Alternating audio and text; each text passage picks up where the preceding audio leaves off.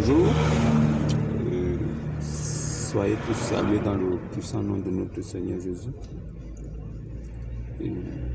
Ce matin, ça tombe bien parce que nous sommes dimanche. Dimanche qui est considéré comme le jour de sabbat dans certaines religions. Et dans d'autres, c'est le samedi. Il y en a qui disent que c'est vendredi, il y en a qui disent que c'est samedi, et il y en a qui disent que c'est dimanche. Bien-aimés en Jésus, je voudrais vous souligner juste une petite chose pour que vous puissiez comprendre. Dans l'ancienne alliance, donc dans la loi mosaïque, c'était par les œuvres qu'il fallait se purifier, qu'il fallait attendre le retour de Dieu. C'était dans l'ancienne alliance que la loi avait été instaurée et cette loi était comme la garantie, comme le chemin qu'il fallait suivre. Et le sabbat était un jour spécial que Dieu avait donné à ses sacrificateurs, et ce jour-là était un jour où tous les hommes ne mangeaient pas, ne travaillaient pas, ne se baladaient pas. Donc tout le monde restait soit dans les synagogues, soit à la maison, à ne rien faire. Et je précise encore que même les bêtes n'avaient pas le droit de brouter de l'herbe. Ça veut dire que si vous aviez des animaux domestiques, moutons, chèvres ou quoi que ce soit, ils ne devaient pas manger ni boire de l'eau pendant toute la journée. C'était ça le sabbat, un jour de recueillement, un jour d'adoration, dédié à Dieu. C'était ça le sabbat. Et à l'arrivée de notre Seigneur Jésus, puisque lui-même, pendant que la loi existait et persistait, il n'y a pas trouvé un seul homme pieux. Donc la loi n'a pas pu sauver une seule personne. La loi était certes bonne pour les hommes, mais elle ne pouvait pas sauver. Alors, l'Éternel dit par l'entremise de ses prophètes, Ésaïe,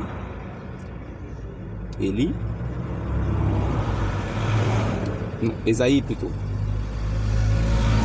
que Dieu viendra lui-même et vous sauvera.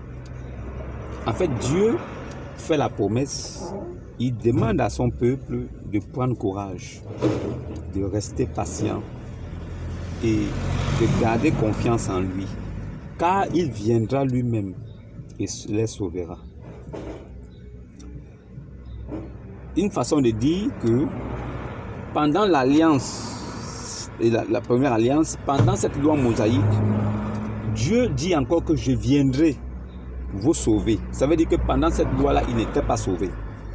Ça veut dire que personne n'était sauvé par la loi et la loi ne pouvait sauver personne parce que tous se sont trouvés pécheurs et le péché persistait.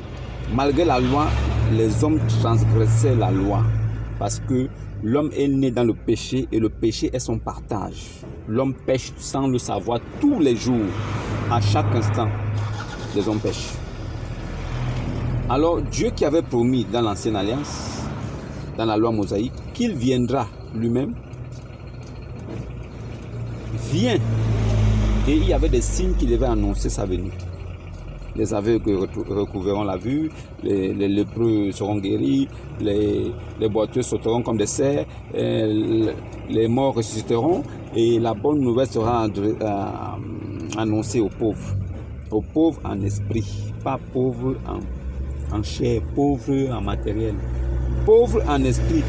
En fait, pauvres en esprit veut dire des personnes qui n'ont pas encore reçu une doctrine, qui ont calé leur cerveau, des personnes qui n'ont pas encore reçu des enseignements d'une religion qui leur ont fait croire quelque chose. Non, des païens qui n'ont rien de spirituel, et cette nouvelle-là sera la bonne nouvelle pour eux parce qu'ils auront encore de l'espace et ils n'auront aucune base religieuse, doctrinale qui pourrait les empêcher de croire en ce qui viendra.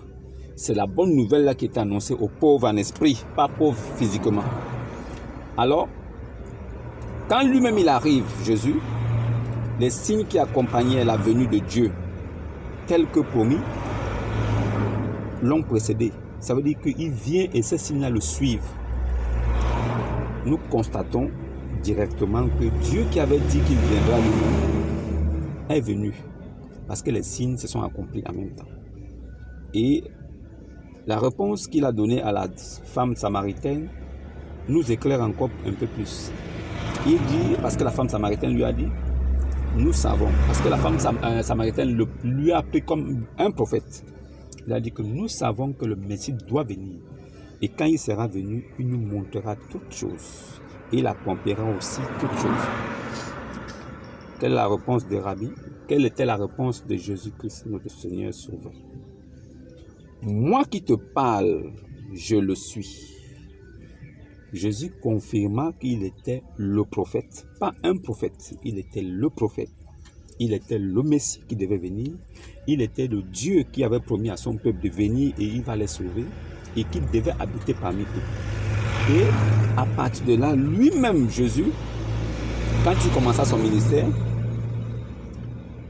il foula au pied le sabbat. Le sabbat, c'est un jour qui était considéré comme un jour d'adoration. Aujourd'hui, toutes les religions et les dénominations que nous voyons un peu partout ne respectent même pas ce sabbat-là. En fait, ils veulent respecter le sabbat parce qu'ils disent qu'ils sont l'église primitive.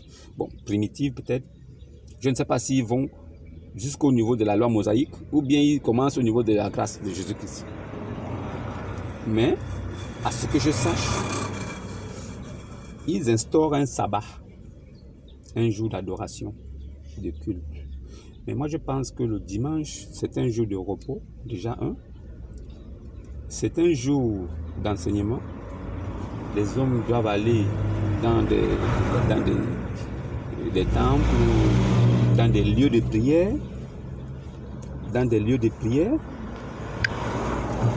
prière, pour s'y retrouver et pour être enseigné par le guide religieux qui est là.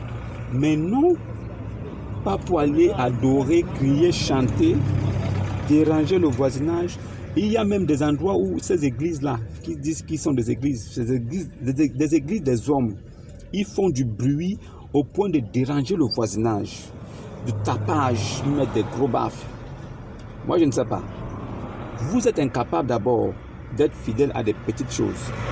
Vous pensez que vous serez fidèle à des grandes choses. Les choses spirituelles sont des grandes choses. Mais les choses de la loi sont des petites choses que vous êtes incapable de respecter. Déjà, vous ne respectez même pas déjà la tranquillité du voisin, le voisinage, en faisant du bruit. Vous pensez que pour que la parole de Dieu parvienne à quelqu'un, il faut mettre du tapage, mettre des baffes. Pourquoi vous n'enseignez pas la parole de Dieu avec douceur et avec calme, pour que les gens puissent comprendre? Pourquoi vous utilisez les sentiments des gens? Pourquoi vous touchez les sentiments des gens pour les dépouiller? Pourquoi vous ne leur parlez pas de Jésus-Christ réellement, tel qu'il a vécu, tel qu'il a fait? Pourquoi vous ne faites pas les choses que lui-même il a fait? Pourquoi vous passez à un autre évangile? Pourquoi vous vous remplissez les poches? Parce que ce qui vous intéresse, c'est de prendre de l'argent et d'amasser, d'acheter des grosses voitures. Pourquoi vous pensez que Jésus est votre ami? Vous avez transformé le Dieu incorruptible en un Dieu corruptible. Vous avez pris les doctrines de Dieu, vous avez transverti, vous avez trouvé les moyens pour pouvoir complaire aux gens. Vous avez adouci. Ça veut dire qu'il faut plaire aux gens. Des gens continuent à faire du fétichisme, mais ils sont à l'église. Des gens continuent à faire des choses de mauvaise vie, mais ils sont là. Des gens continuent. Ça veut dire vous avez transformé, vous avez pris Dieu, vous l'avez mis comme une statuette ou comme un homme. Vous pouvez le mentir, vous pouvez parler. Vous dites des choses sur son dos. Vous racontez que Dieu m'a dit, Dieu m'a fait, Dieu m'a dit. Mais Dieu ne vous a jamais rien dit. Tout ce que Dieu vous demande, tout ce que le Seigneur Jésus vous demande, c'est de dire